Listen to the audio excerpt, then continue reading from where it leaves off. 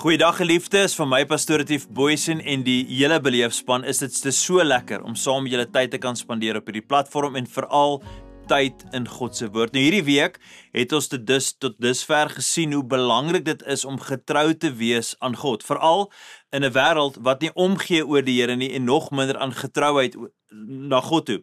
Ons het gesien dat dit is belangrik hoe ons mense hanteer en dan spesifiek hoe ek en jy in nederige afhanklikheid moet leer om te wandel in ons getrouheid teenoor die Here.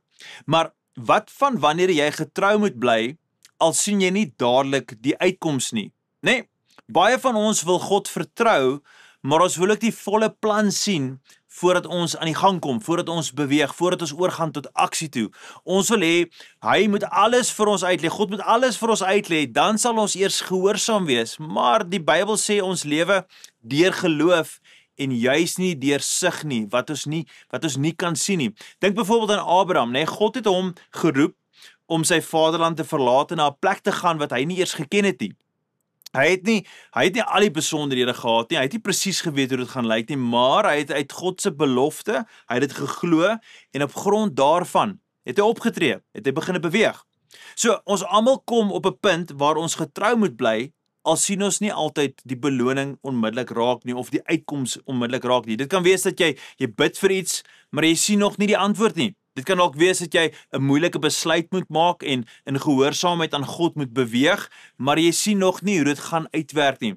Dis Hebreërs 11 vers 1 wat vir ons sê, om te glo is om seker te wees van die dinge wat ons hoop, om oortuig te wees van die dinge wat ons juis nie kan sien nie. Geliefde, dit beteken, ons vertrou God nie omdat ons die hele prentjie sien nie, maar omdat ons weet, hy is die een wat getrou is. So, prakties, hoe kan ek en jy leer om hierdie uit te leef en hierdie getrouheid toe te pas? Eerstens, ons moet onthou dat geloof is 'n reis. God openbaar dikwels sy plan stap vir stap en nie alles op een slag nie.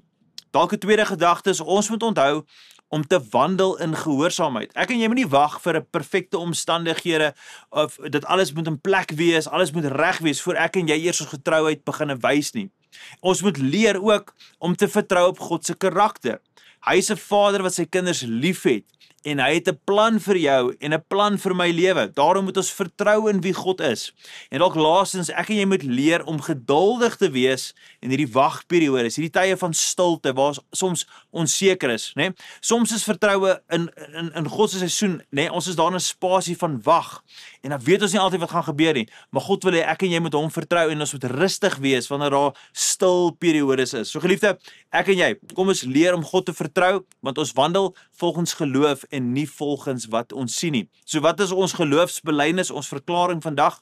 Sê hierdie saam met my. Ek het vooraf besluit, ek is getrou, selfs wanneer ek nie die uitkoms sien nie. Geliefde, kom ons bid saam. Hemelse Vader, baie dankie dat ons weet dat ons kan daagliks wandel in geloof met vertrouheid. Dit is wat ons moet leer en dis hoe ons geloof gaan gegroei word. Selfs in die tye van stilte, selfs in die tye van onsekerheid, juis in die tye waar ons nie die volle prentjie sien nie en nie elke liewe ding vir ons geopenbaar is nie, moet ons leer om u perfekte wil vir ons lewens te vertrou, reg te verstaan, dat u het 'n hoop vir ons, 'n toekoms vir ons, u het 'n spesifieke plan vir ons, en daarom weer kan ons leer om berusting te vind en die wil wat u het vir ons lewens. En as ons kan in daai area begin wandel, sal ons geloof groei en ons werklik so groei in ons vertroue in u. Here, ek wil vandag bid vir elke persoon wat nie altyd die uitkoms raak sien nie, wat angstig is, wat frustreerd is, wat voel my gebed word nie beantwoord nie, of ek staar 'n situasie in die oë en is besig om my te oorrompel. Vader, daarom vra ek juis vir hulle om vandag met meer geloof en durf op te staan en te sê, Here, ongeag die uitkoms, ongeag wat ek nie kan sien nie, ongeag die frustrasie, die angs, die spanning, gee ek vandag my lewe weer opnuut vir u en ek vertrou dat my hand is in u hand en daarom is my lewe veilig. Here, ons bid dit als in die mooi naam van Jesus Christus. Amen en amen. Geliefde, baie dankie dat jy saam met ons inskakel. As jy nog saam met ons, jy hoor hierdie gedreun en die geraas, dit reën so lekker nou hier by ons in Alberton. Maar daar waar jy is, ek hoop dit gaan met jou goed. Gaan in vrede. Totsiens.